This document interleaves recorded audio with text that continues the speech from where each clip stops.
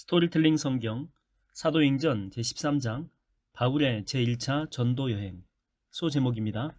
안디옥 교회가 바나바와 사울을 선교사로 파송하다. 안디옥 주전 300년경에 건설된 수리아 북서쪽에 위치한 성읍으로 로마 시대에는 이탈리아의 로마, 이집트의 알렉산드리아와 더불어 로마 제국 내 3대 도시 가운데 하나였습니다. 특히 기독교 선교의 중심지로서 최초의 이방 교회가 세워진 곳이기도 합니다. 주후 1세기 당시의 안디옥 교회에는 선지자들과 교사들이 있었습니다. 선지자는 성령의 감동으로 교회의 장래 일을 예언하면서 교회를 섬기고 신자들을 지도하는 자를 가리키고, 교사는 성경 말씀을 풀어 해석하고 가르치는 자를 가리킵니다. 초대교회를 이끌던 지도자들의 직분은 사도, 선지자, 교사, 집사 등이 있었습니다. 당시 안디옥 교회를 섬기고 있던 선지자들과 교사들은 이러했습니다. 바나바, 니게르라고 하는 별명을 가진 시므온, 구레네 사람 루기오, 분봉왕 헤롯과 더불어 어릴 때부터 함께 자라난 마나엔, 그리고 사울 등이었습니다. 이들을 간략하게 소개하면 이렇습니다. 바나바, 구브로 키프로스 섬 출신의 헬라계 유대인으로 레위 족속이었습니다. 본명은 요셉이고 바나바는 별명입니다. 바나바는 위로의 아들이라고 하는 뜻인데, 그가 후덕한 성품으로 신자들을 위로하고 격려하는 일에 탁월한 것을 보고는 사도들이 붙여준 별명입니다. 그런 성품으로 바나바는 회심한 사울을 사도들과 신자들에게 소개하고 보증하여 복음사역의 일선무대로 인도하였습니다. 니게르라고 하는 별명을 가진 시므온, 니게르는 검다라고 하는 뜻인데, 이로 보아 그는 아프리카 출신의 신실한 흑인 신자로 추정이 됩니다. 구레네 사람 루기오, 이 사람은 구레네의 위치는 아프리카 북부 지중해 연안에 위치한 주요 도시입니다.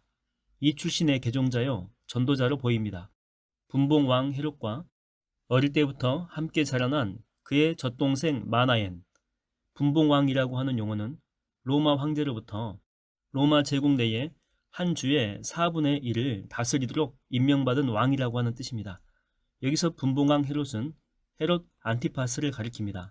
그리고 이 젖동생은 왕자와 함께 궁중교육을 받으며 형제처럼 자란 어릴 때의 친구란 뜻입니다. 이처럼 마나이는 왕의 친구로서 부귀와 명예가 보장된 궁중생활을 과감하게 청산하고 세상 사람들의 눈에 비천하게 보이는 복음 전도자의 길을 걸은 인물입니다. 사울, 사도 바울의 개종 전의 이름입니다. 태어나면서부터 로마 시민권을 소유할 정도로 다소 지역에 명망 있는 정통 유대 가문 출신으로 당대의 대석학인 가말리엘의 문화에서 수학한 대단한 인재입니다. 회심 이전에는 철저한 유대주의자로 교회와 신자들을 핍박하는데 누구보다 앞장섰지만, 다마스쿠스 도상에서 환상 가운데 부활의 주님을 만나 회심한 이후에는 누구보다 열정적인 기독교의 위대한 복음 전도자가 되었습니다. 그런 탁월한 재능과 복음의 열정으로 신약 성경 27권 중에 무려 절반가량에 해당하는 13권의 성경을 쓰게 됩니다. 하루는 안디옥 교회의 선지자들과 교사들이 주님께 예배드리면서 금식하며 기도하고 있을 때 성령께서 그들에게 말씀하십니다. 이제 너희는 바나바와 사울을 따로 세워 내가 두 사람에게 맡길 특별한 일을 하게 하여라. 성령께서 맡길 특별한 일은 복음을 널리 전하기 위해서 다른 지역으로 떠나는 전도 여행을 가리킵니다. 말하자면 바나바와 사울을 중심으로 전도 여행 팀을 꾸리라는 말입니다. 그래서 안디옥 교회는 두 사람을 따로 세운 뒤에 금식 기도를 하면서 두 사람에게 안수하였습니다. 두 사람에 대한 안수 행위는 그들을 안디옥 교회의 공식적인 선교사로 파송한다는 의미였습니다. 이렇게 안디옥 교회는 두 사람이 안디옥을 떠나 세계 각처로 두루 다니면서 전도 활동을 하도록 떠나보냈습니다. 이른바 제1차 전도 여행, 기간은 주 47에서 49년경입니다. 본격적으로 시작된 것입니다. 이리하여 바나바와 사울은 교회의 이름하에 공식적으로 파송된 최초의 선교사들이 되었습니다. 그 전에 빌립 집사가 사마리아 지역에서 선교하는 모습이 나오지만 그는 유대인들의 핍박을 피해 다른 지역으로 혼자 나가서 복음을 전했던 사람입니다. 교회가 파송한 것이 아니니 공식적인 선교사라고는 할 수가 없습니다. 소제목입니다. 제1차 전도 여행, 바나바와 사울이 키프로스에서 전도하다. 자, 이제 길을 떠나도록 합시다. 바나바와 사울 두 사람은 성령의 인도를 받아 본격적인 전도 여행의 길에 오르게 됩니다. 때는 주후 47년경이었습니다. 두 사람을 소개함에 있어서 바나바의 이름이 사울보다 먼저 기록된 것은 이때까지만 해도 안디옥 교회에서 바나바가 더 유력하고 주도적인 인물이었기 때문입니다. 안디옥을 떠난 두 사람은 먼저 실루기아로 내려간 다음에 거기에서 배를 타고 키프로스 섬으로 건너갔습니다. 실루기아는 수리아 주의 수도인 안디옥에서 남서쪽으로 30km 지점에 위치하고 있는데 지중해로 흘러들어가는 오론테스 강의 하구에 있는 항구 도시입니다. 개역 성경에서 구브로로 번역된 키프로스는 실루기아 전방 160km 지점에 위치한 지중해의 한 섬으로 바나바의 고향입니다. 키프로스 섬에 살라미 성읍에 도착한 바나바와 사울은 그곳의 유대인 회당에 들어가 하나님의 말씀을 선포하며 복음을 증거했습니다. 때에 마리아의 아들이며 바나바의 생질인 마가 요한도 두 사람을 돕기 위해 전도 여행에 동행했습니다. 당시의 복음 전도자들은 유대인의 회당을 적극적으로 활용했습니다. 회당은 세상 도처에 흩어진 유대인들이 하나님께 예배를 드리고 하나님에 관해서 배우기 위해 함께 만나던 집회 장소였기 때문입니다. 주전 586년 예루살렘 성전이 바벨론 군대에 의해서 파괴된 이후에 세상 어디에서든지 유대인들이 모여 사는 마을에는 반드시 이런 회당이 있었습니다. 유대인들은 안식일이라고 부르는 매주 토요일에 오늘날 구약이라고 부르는 성경을 읽고 또 성경에 대한 랍비의 해설을 듣기 위해 회당에 함께 모였습니다. 회당에서 그들은 찬송하고 기도하고 말씀을 들었습니다. 그러나 회당에서 제물을 바치는 일은 허락되지 않았습니다. 어떤 회당도 예루살렘 성전을 대신하는 장소가 될 수 없었기 때문입니다. 이런 이유로 정통 유대인들은 오직 예루살렘 성전만이 진정한 예배의 초소라고 생각했습니다. 이처럼 회당은 유대인들의 집회 장소였기에 복음 전도자들은 유대인들의 집을 일일이 찾아다닐 필요가 없이 그들이 다 함께 모여있는 회당으로 들어가 복음을 전하게 되면 매우 효율적인 전도 효과를 기대할 수가 있었습니다. 회개하고 주 예수님을 믿어 구원과 영생을 얻으십시오. 그분은 하나님의 아들로서 이 땅에 임하신 그리스도이십니다. 바나바와 사울, 이 두 사람은 키프로스 섬의 동쪽에서부터 서쪽으로 횡단하면서 이 마을에서 저 마을로 섬 전체를 두루 다니면서 부지런히 복음을 증거했습니다. 그러다가 섬의 남서쪽 끝자락에 위치한 바보라고 하는 성읍에 이르렀을 때였습니다. 이 성읍은 살라미 서쪽 170km 지점에 있었습니다. 그곳 바보에는 바예수라고 하는 사람이 있었는데 그는 키프로스 섬을 다스리는 총독 서기오 바울의 측근으로서 거짓 선지자여 유대인 마술사였습니다. 그래? 두 사람이 이 섬에서 하나님의 말씀을 전파한단 말이지? 대체 그들이 전하는 도가 무엇일까? 총독 서기오 바울. 그는 당시 로마 황제가 파송한 키프로스 섬의 최고 행정장관이었습니다. 그는 사례가 깊고 통찰력이 있는 사람이어서 바나바와 사울을 초청하여 하나님의 말씀을 듣기를 원했습니다. 총독 각하 안 됩니다. 그들은 순전한 사이비요 사기꾼으로서 아무짝에도 쓸모없는 헛된 소리를 짓거릴 뿐입니다. 전혀 관심 가질 필요가 없습니다. 엘루마, 아람으로는 남자 무당을 칭하는 말입니다. 그 유대인 마술사 바예수는 총독이 혹시라도 두 사람에게서 복음을 듣고 믿음을 갖게 될까봐 총독 앞에서 힘껏 바나바와 사울을 폄하하고 회방했습니다. 그런 사실을 두 사람이 알게 되었습니다. 이때 바울이라고도 불리우는 사울이 복음 전도를 회방하는 그자에 대해서 의분을 느꼈습니다. 주목하십시오. 본서의 저자 누가는 여기서부터 사울이라고 하는 이름을 바울로 바꾸어서 줄곧 사용하고 있습니다. 사울은 히브리인으로서 그의 유대식 이름이고 바울은 로마 시민으로서 그의 그리스 로마식의 이름입니다. 저자 누가는 본격적인 이방 전도사에게 돌입한 사울에게 로마 시민권을 가진 자로서 그의 그리스 로마식 이름을 사용한 것이 훨씬 효과적이라고 생각했기 때문에 바울이라고 하는 이름을 취했던 것입니다. 쉽게 설명하자면 오늘날 이민자들이 새로 이주한 나라에 적응하기 위해 그 나라 스타일로 이름을 바꾸어 사용하듯 이방인을 위한 복음 전도자로서 본격적이고 공식적인 행보에 돌입한 사울도 그리스 로마의 영토에서 복음을 전하는 데는 그 세계의 스타일에 맞는 이름을 사용하는 것이 효과적이라고 판단했던 것입니다. 거짓 선지자여 마술사 노릇을 하던 유대인 바이수가 기독교 복음을 폄하하고 회방하자 큰 의분을 느낀 바울이 성령에 충만해져서 그 마술사를 쏘아보며 저주의 말을 바랍니다. 이 마귀의 자식아, 너는 모든 일을 가로막는 원수여 기만과 속임수로 가득 차 있구나. 너는 주님의 바른 길을 어지럽게 하는 악한 짓을 당장 그만두지 못하겠느냐? 이제 주님의 손이 너를 칠 것이니 너는 장님이 되어 한동안 햇빛을 보지 못하게 될 것이다.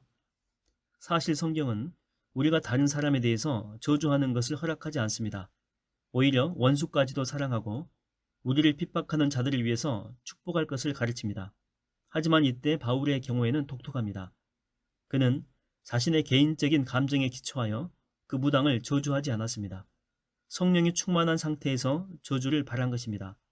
그러므로 바울의 저주는 바울의 입을 통한 성령의 저주로서 거짓과 악행으로 사람들을 미혹하는 거짓 선지자와 사특한 무당에 대한 준엄한 심판의 선고였습니다. 바울이 저주를 퍼붓는 순간 어디선가 안개와 어둠이 임하여 그 유대인 마술사를 완전히 덮쳤습니다. 그러자 그는 눈이 멀어 앞을 더듬거리며 자기 손을 잡아 이끌어줄 사람을 찾았습니다. 저럴 수가! 저건 분명히 하나님의 능력이다. 그런 놀라운 광경을 목도한 총독은 그 자리에서 곧바로 주님을 믿게 되었고 두 사람이 전하는 복음을 듣고는 그 말씀의 가르침에 크게 감탄하며 그저 놀라워할 뿐이었습니다. 전승에 의하면 이때 총독 서기오 바울의 회심으로 이후에 그의 후손들까지 독실한 신자들이 되었다라고 합니다. 소 제목입니다. 제1차 전도여행 바울과 바나바가 안디옥에서 전도하다. 그 뒤 바울 일행은 키프로스 섬의 바보에서 배를 타고 소아시아의 밤빌리아 지역에 있는 버가 성읍으로 갔습니다. 바보에서 밤빌리아 지역의 버가까지는 대략 280km였습니다. 여기에서 한 가지 주목할 사항이 있습니다. 바울이 바보 성읍에서 성령의 능력으로 유대인 마술사를 제압한 이후로 그의 위상이 바나바를 능가하게 되었습니다. 그래서 이전에는 바나바와 사울이라고 소개했지만 이후로는 바울과 바나바로 소개하여 바울의 이름을 바나바보다 먼저 두게 됩니다.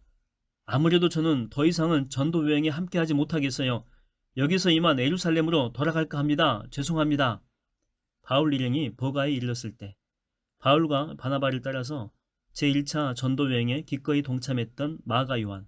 마가는 로마식 이름이고 요한은 히브리식 이름입니다.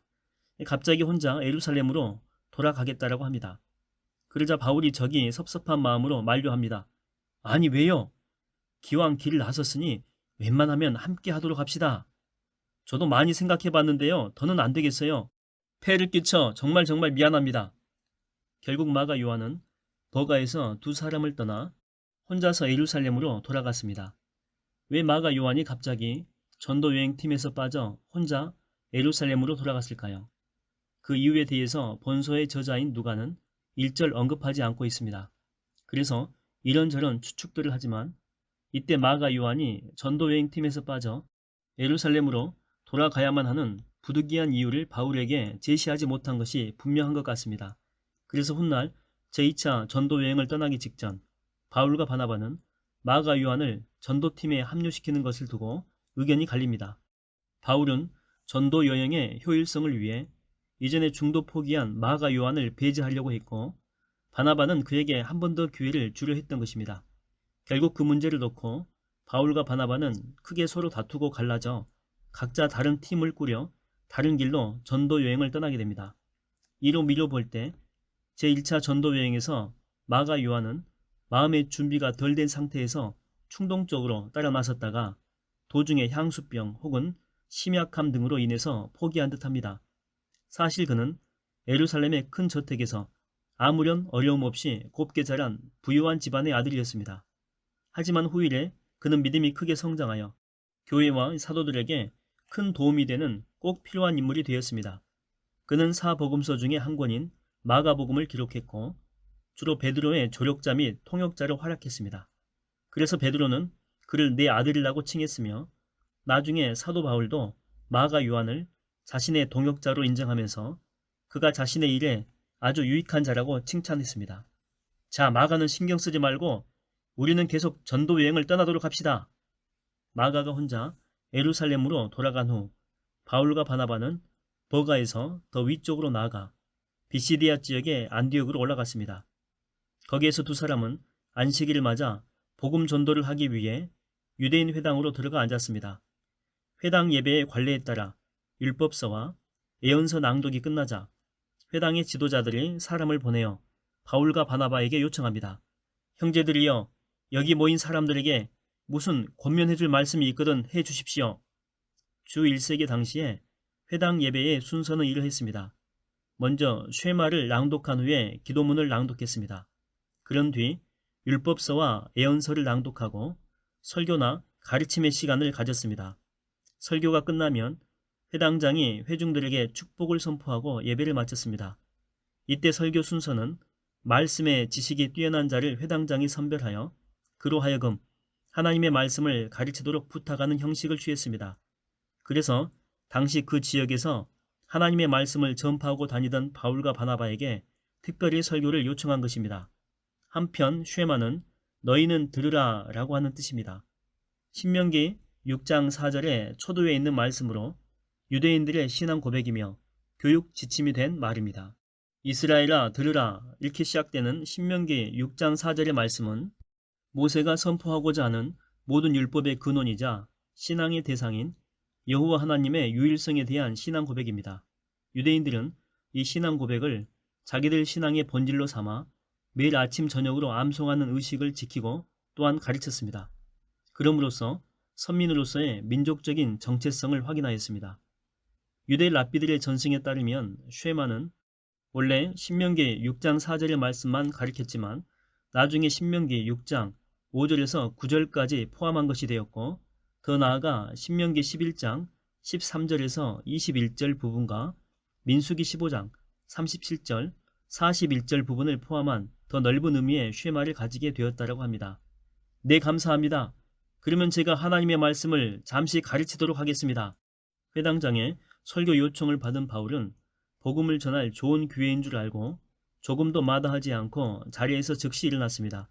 그런 뒤에 손짓까지 하면서 모인 무리들을 향해서 열정적으로 복음을 선포합니다. 이스라엘 동포 여러분, 또한 하나님을 예비하는 이방인 여러분, 제 말에 귀를 기울여 주십시오. 여기서 이스라엘 동포는 태어나면서부터 유대인의 혈통을 지닌 자들을, 또 하나님을 예비하는 이방인은 본래 유대인 혈통을 지닌 자들이 아니지만 현재는 유대교로 개종하여 하나님을 믿는 자들을 가리킵니다. 청중의 주목을 끈 다음에 이제 바울은 본격적으로 설교를 시작합니다. 이스라엘 백성이 하나님은 우리 조상들을 선택하셔서 이집트 땅에 사는 동안에도 번성케 하셨고 때가 되자 마침내 큰 권능의 팔로 그들을 종살이하던 그 나라에서 이끌어내셨습니다.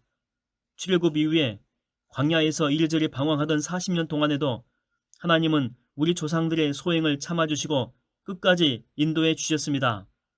이스라엘 역사에서 이스라엘 백성의 조상이 된 아브라함, 이삭, 야곱의 소명과 이집트에서의 430년 종살이와 번성, 그리고 모세를 통한 출애굽과 그 이후에 이어진 40년 광야 생활을 거쳐 마침내 약속의 땅 가나안이 보이는 모압 땅의 요단 강변까지 거기까지 인도하신 하나님의 손길을 언급한 부분입니다. 물론 그날 회당에 모인 유대인들은 이 같은 자기네들의 역사를 잘 알고 있었습니다. 바울의 말이 모두 사실이므로 모두가 고개를 끄덕입니다. 계속해서 설교는 이어집니다. 그런 뒤에 하나님은 이스라엘 백성으로 하여금 요단강을 건너게 하셨고 그 후에 가나안의 7 족속들을 전부 멸망시키시고 일찍이 우리 조상들에게 약속하신 대로 그들의 땅을 우리 이스라엘 민족에게 유업으로 주셨습니다. 이런 세월이 대략 450년 동안이었습니다. 출애굽의 위대한 영도자인 모세가 죽은 후 이스라엘 백성을 이끌고 요단강을 건너 가나안 땅에 들어간 여호수아는 하나님의 도우심으로 7년 동안에 가나안 정복 전쟁을 최종 승리로 이끌었습니다.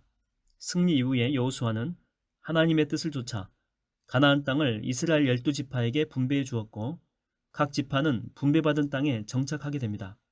이처럼 이스라엘 백성들이 가나안 땅에 정착하기까지는 대략 450년의 세월이 걸렸는데 이는 이집트에서의 종살이 기간인 대략 400년, 출애굽 이후에 광야에서의 유랑생활 40년, 그리고 요단강을 건넌 후 가나안 정복 전쟁을 치르고 땅을 분비하여 정착하기까지의 기간 10년을 모두 합한 기간입니다.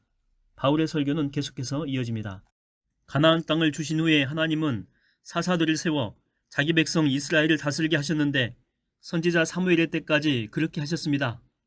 여호수아가 죽은 후 하나님은 이스라엘 백성들이 위기에 처할 때마다 12사사의 이름은 다음과 같습니다. 온니엘, 에훗, 삼갈, 드보라, 기드온, 돌라, 야일, 입다, 입산, 엘론, 압돈, 이렇게 12명을 세워 자기 백성을 구원하시고 인도하셨습니다. 12사사 후에 최초의 선지자인 사무엘이 등장하여 이스라엘 백성을 다스리고 인도하였습니다. 지금 바울은 회당에서 유대인 청중들에게 설교하면서 이스라엘 역사를 간략하게 언급하고 있습니다. 바울의 설교는 계속됩니다. 사사들이 다스리던 시대가 끝난 뒤 이스라엘 백성들은 자기들에게도 이방 나라들처럼 왕을 세워줄 것을 사무엘을 통해 하나님께 요청했습니다. 사무엘이 만류했지만 이스라엘 백성들이 고집을 꺾지 않고 거듭 요구하자 하나님은 베냐민 지파 소속인 기스의 아들 사울을 이스라엘의 첫 번째 왕으로 세워주셨습니다. 그래서 사울은 40년 동안 그 백성을 다스렸습니다.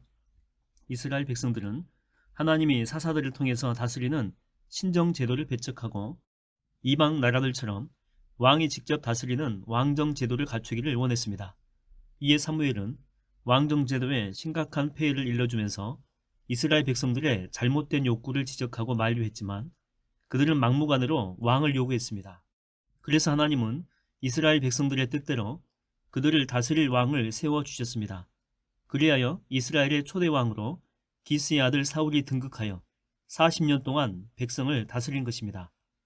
하지만 사울이 하나님의 뜻에 부응하지 못하자 하나님은 사울을 물러나게 하신 뒤 그 다음 왕으로 이새의 아들 다윗을 세우셨습니다. 이 다윗에 대해 하나님은 칭찬하시기를 내가 이새의 아들 다윗을 찾아냈으니 그는 내 마음에 꼭 드는 사람이다. 그는 분명 내 뜻을 다 이룰 것이다 라고 하였습니다. 바울이 여기에서 언급한 하나님의 말씀은 구약 성경에서 직접적으로 인용한 구절이 아닙니다. 사무엘상 13장 14절 부분에서 충분히 암시된 내용을 알기 쉽게 바꾸어 말한 것입니다. 지금껏 사도 바울이 이스라엘의 조상된 아브라함으로부터 이스라엘의 제1의 왕 위에 오른 다윗에 이르기까지 이스라엘의 역사를 간략하게 언급한 것은 다윗의 혈통을 쫓아 마침내 이 땅에 오신 하나님의 아들 메시아 예수를 소개하기 위해서였습니다. 이제 바울은 그 사실을 직접적으로 언급합니다. 그리하여 여러분, 마침내 이 다윗의 후손 가운데서 일찍이 하나님이 약속하신 대로 이스라엘의 구주 예수님이 탄생하셨습니다. 예수께서 이 땅에 오시기 전에 세례 요한은 이스라엘의 모든 사람들을 향해 속히 회개하고 세례 받을 것을 광야에서 선포했습니다. 맞아, 그랬었지. 세례 요한은 유대 광야에서 그렇게 외쳤고 회개하는 자들을 요단강으로 데려가서 세례를 베풀어 주었지. 유대인들은 그때의 일들을 기억하고 있었습니다. 그러니 사도 바울의 설교가 귀에 쏙쏙 들어왔습니다. 과연 메시아 예수의 사역을 평탄하게 만들기 위해서 예수님보다 6개월 먼저 태어난 세례 요한은 예수님의 공생애가 시작되기 전에 유대 광야에 출현하여 회개의 메시지를 외쳤고 회개한 자들에게 세례를 베풀어 주었습니다. 그리고 여러분 기억하십니까? 세례 요한은 자신의 사역을 다 마칠 무렵에 스스로에 대해서 말하기를 여러분은 나를 누구라고 생각합니까? 나는 그리스도가 아닙니다. 그리스도이신 그분은 내 뒤에 오실 것입니다. 나는 그분의 신발끈조차도 풀어드릴 자격이 없는 사람입니다. 라고 하였습니다. 구약의 마지막 선지자인 말라기 이후로 무려 400여 년 동안이나 하나님의 계시가 없었던 당시에 이스라엘 백성들은 호련히 유대 광야에 출현하여 강력한 카리스마로 회개 메시지를 외치는 세례 요한을 보고 그가 바로 구약에서 약속된 메시아라고 생각했습니다. 그래서 세례 요한은 사람들의 그런 잘못된 생각을 완전히 불식시키기 위해서 스스로의 정체성에 관해서 분명히 밝혔던 것입니다. 자신은 곧이어 등장하실 그분 메시아에 비하면 그분의 신발끈조차 풀어드릴 자격이 없는 미천한 자임을 밝히 알린 것입니다. 당시의 종들은 외출했다가 집으로 돌아온 주인 앞에 무릎을 꿇고 신발끈을 푸는 일을 담당했습니다. 예수님 앞에서 세례요한 자신은 그런 일을 감당할 자격조차도 없다라고 고백한 것입니다.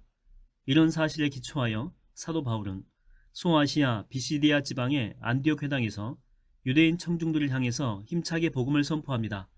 아브라함의 자손인 동포 여러분, 그리고 하나님을 경외하는 이방 사람들이여, 과연 세례 요한 뒤에 오신 메시아 예수님은 우리에게 복음을 전하셨는데 그 구원의 말씀은 우리 모두를 위한 것이었습니다. 그런데 당시에 예루살렘에 사는 유대인들과 그들의 지도자들은 예수님을 메시아로 알아보지 못했습니다. 알아보기는커녕 예수님을 핍박하고 정죄함으로써 그들이 안식일마다 읽는 옛적 선지자들의 말씀을 그대로 성취하고 말았습니다.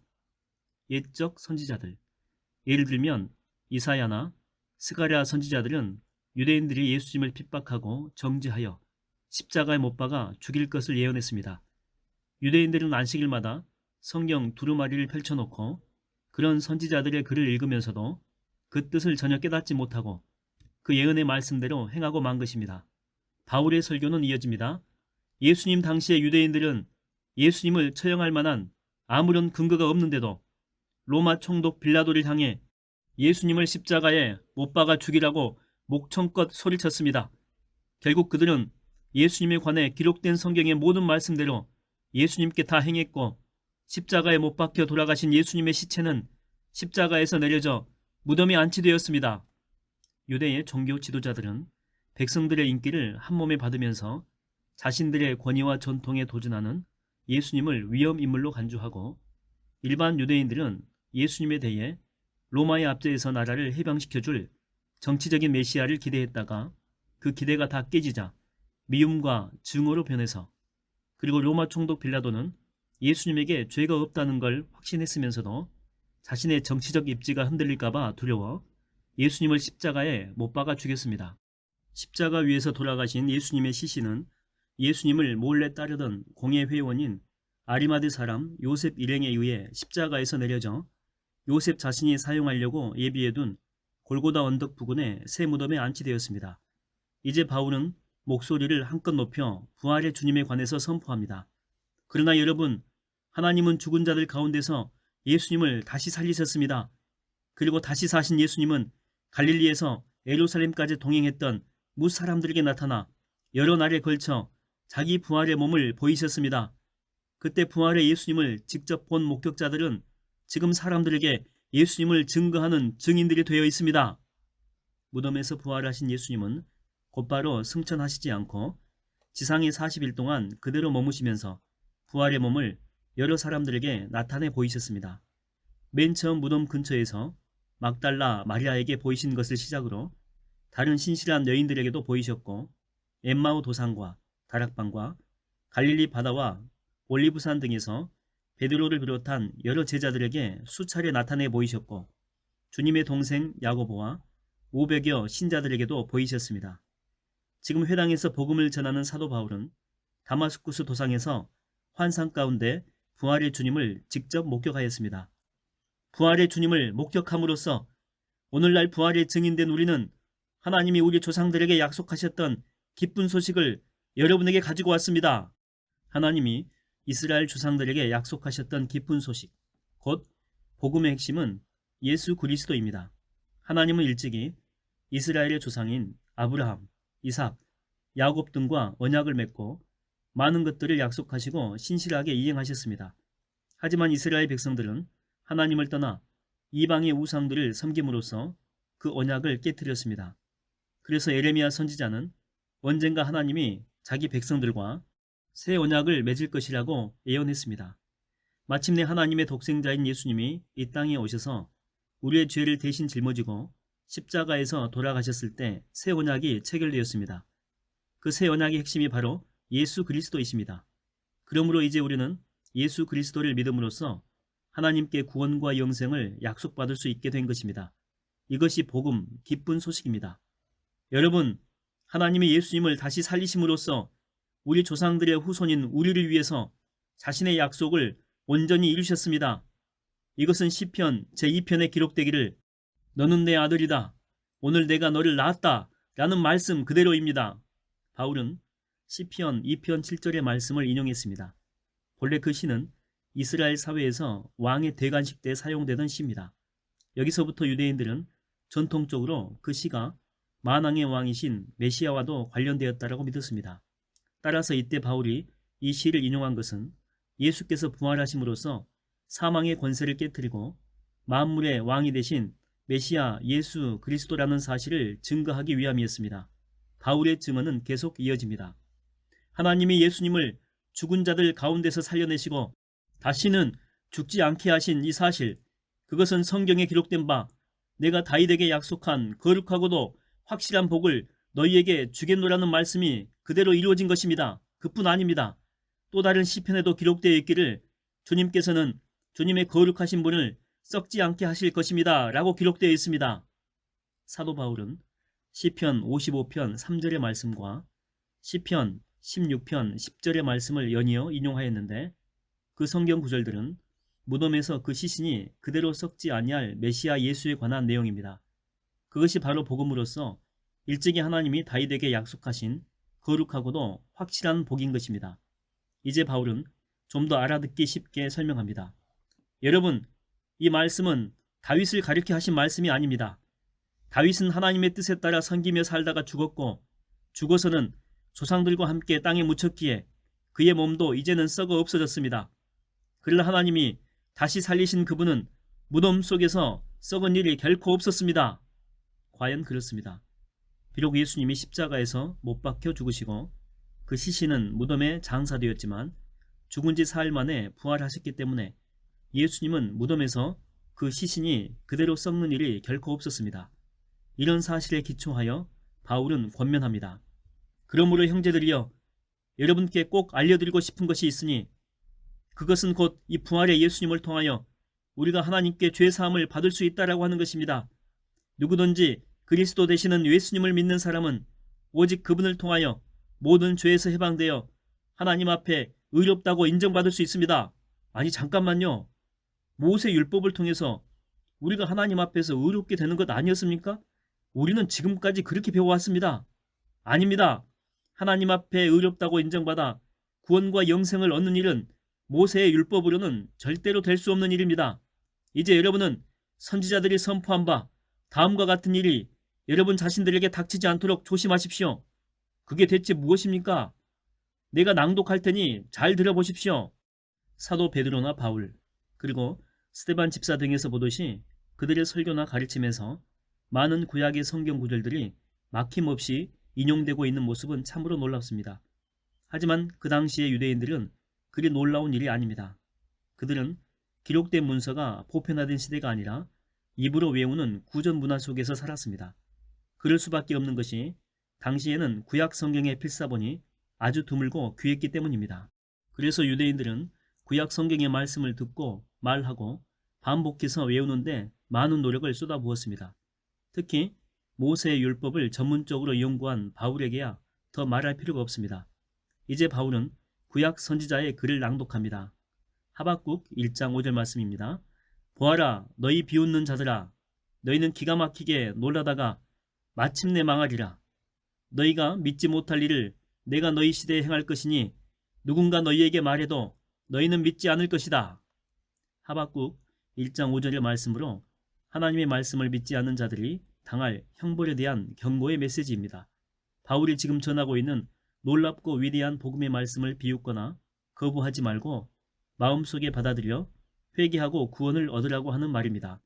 대단한데? 참으로 신선하고 도전적인 가르침이구만.